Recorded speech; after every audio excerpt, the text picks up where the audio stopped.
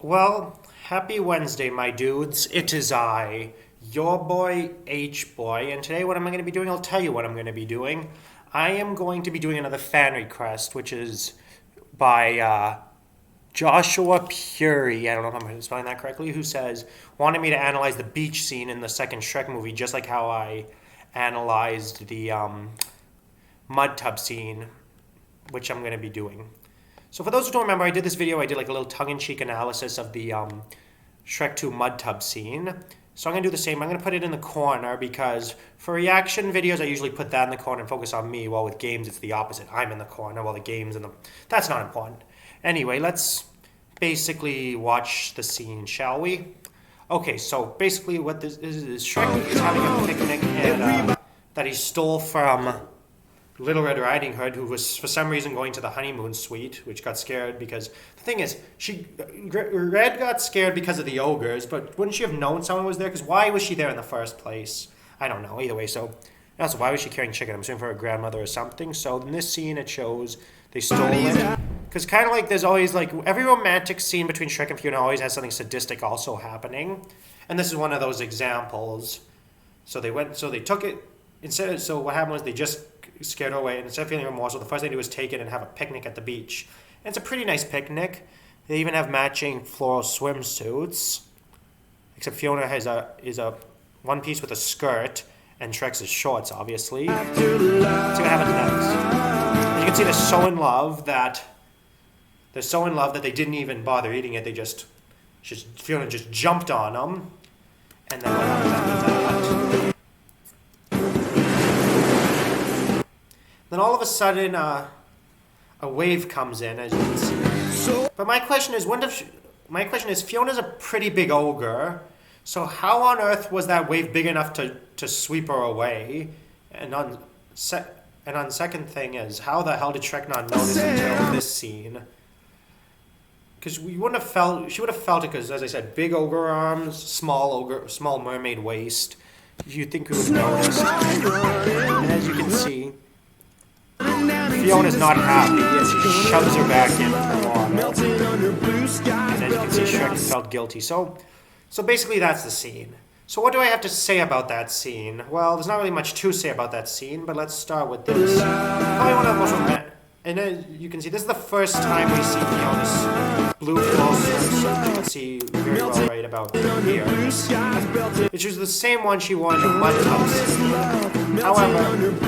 However, but what's interesting is in the technical goofs, in the technical goofs.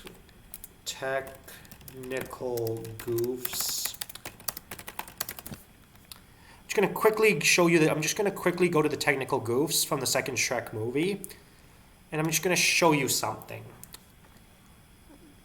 Okay, 1 second. This is an ad for crispy chicken. I'm just going to wait for that ad to finish. But basically what I'm going to show is because it implies that the skirt was on top. Because one thing I was curious about is, was Fiona wearing the skirt when she was in the mud tub? Or was it added after? Which is one thing I'm curious about. Because kind of like how, remember when I had the debate in the other one about whether or not Shrek was naked during the mud tub scene? This is another one. Was Fiona wearing the skirt during the mud tub scene? I'm going to say probably not. And the reason why is going to be explained through when I show the technical goofs. Watch. In fact, I'm gonna zoom in for this one. Okay, not this one, but this one. Because for some reason in the beach scene, one of the technical goofs was Fiona's skirt going flying. Because as you can see, this scene it's not really on correctly. And as you can see, the blue wren, for some reason, in the technical goof, Shrek's swim shorts are orange, while Fiona's is still blue, and even though for some reason her skirt is gray. As you can see in this scene, her skirt goes flying, which implies that it's actually a two-piece and the skirt was added on after, which would make sense. And now let's move on to the next one where it shows with long arms. As you can see, Fiona doesn't have anything on underneath, so the implication is she wasn't wearing the skirt.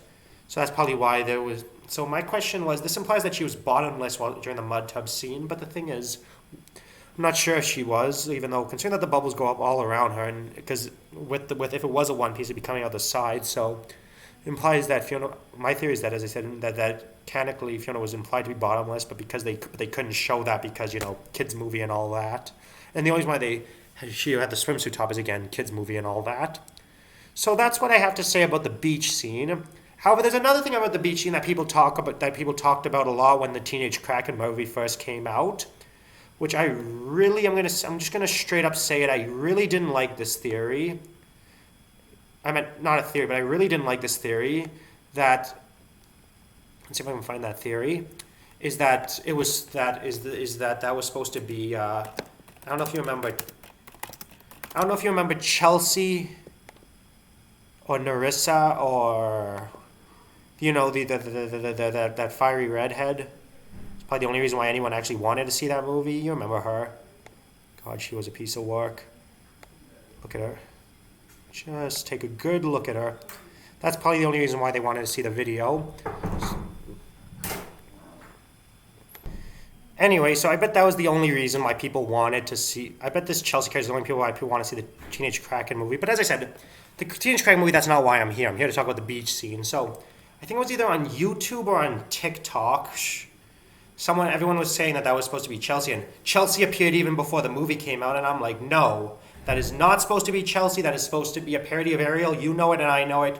You're just trying to get views by hyping up this movie. It is not her.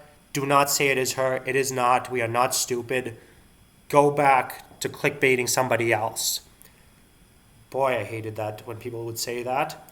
But anyway, that's not really much to say about this scene. There's probably not as much to talk about compared to the mud tub scene. And let's see, what do I have to say about that? Do I have anything else to say about that?